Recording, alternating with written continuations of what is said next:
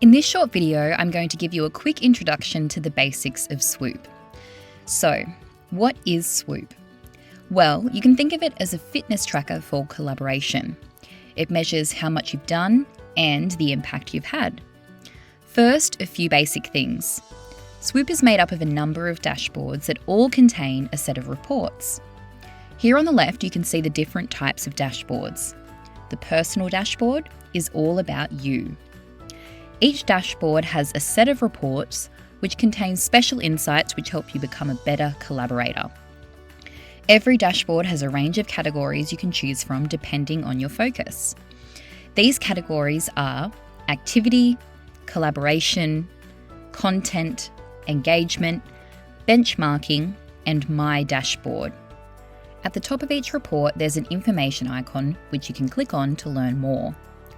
You will also find 3 dots in the top right-hand corner, which you can click on to download the report to an Excel or PowerPoint file.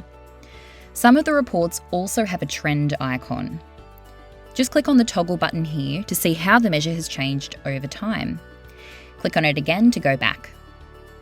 You can use the date range selector here at the top to change the date range you want to look at.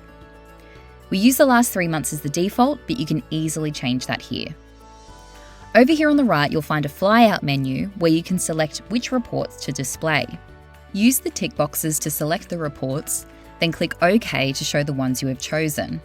Or click OK and save as default if you want to store the selection as your default. If you want to build your own custom view, we recommend using My Dashboard. Then selecting reports across a range of the available categories.